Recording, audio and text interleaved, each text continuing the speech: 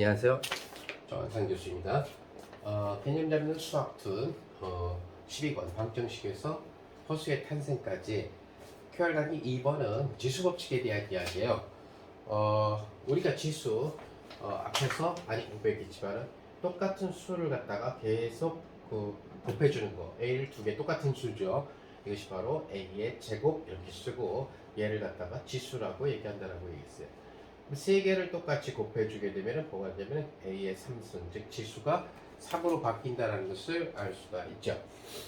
우리는 책에서 여러 가지 지수 법칙을 갖다가 공부를 했죠.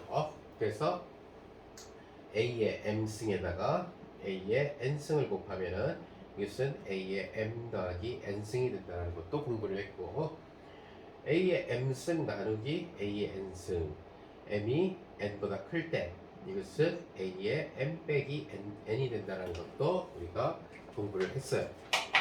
자, 그러면 또 하나의 지수 법칙을 갖다가 QR 강의에서 얘기를 해보려고 하는데, 예를 들어서 여러분들이 2 곱하기 3의 제곱을 보죠. 2 곱하기 3의 제곱은 당연히 2, 3은 6이니까 6의 제곱 이렇게 된다는 것을 알 수 있어요.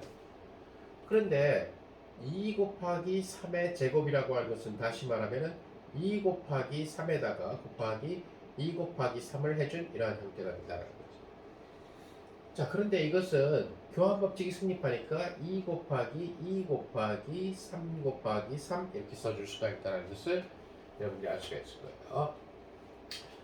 자, 그런데 이것은 뭐가 되냐면 2를 두 개 곱했으니까 2의 제곱 이런 식으로 되게 될 거고, 이것은 결국 3을 두 개 곱했으니까 3의 제곱 이렇게 된다는 것을 여러분들이 알 수가 있다는 거죠. 자, 근데 이것이 결국 뭐가 되냐면은 6의 제곱이 된다. 이것이 바로 2 곱하기 3의 제곱이 된다는 거. 자, 이것을 이제 2나 3이 아니라 문자로 한번 생각을 해볼까요? 2 대신에 우리가 A라는 문자를 쓰고 3 대신에 B라는 문자를 쓰게 되면은 결국 2 곱하기 3은 뭐가 돼요? AB가 되겠죠. 따라서 AB의 제곱은 A의 제곱 곱하기 B의 제곱.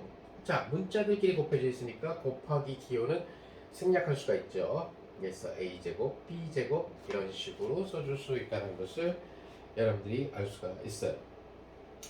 자, 그러면 이제 또 하나의 지수 법칙을 갖다가 한번 찾아볼까요? 자, 이번에는 4의 3승을 한번 생각해 보죠. 자, 4의 3승은 4 곱하기 4 곱하기 4. 잘 알다시피 64예요.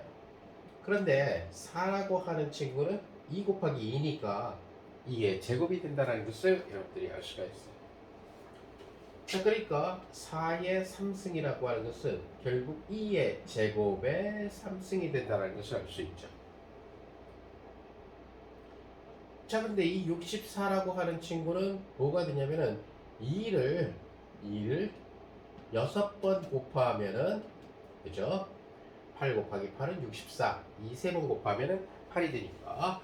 그래서 2를 6번 곱하면은 64가 나온다는 것을 알 수 있어요. 즉, 다시 말해서 얘는 2의 6승이 된다는 것을 알 수 있죠. 2의 제곱의 3승은 2의 6승이 된다. 이런 형태를 알 수 있어요.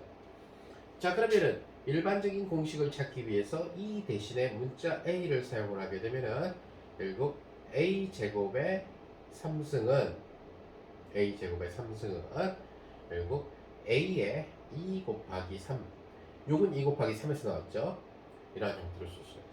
더 일반적인 공식은 뭐가 돼요? A의 m승의 n승은 A의 mn승이 된다라고 하는 것을 여러분들이 알 수가 있다는 거죠.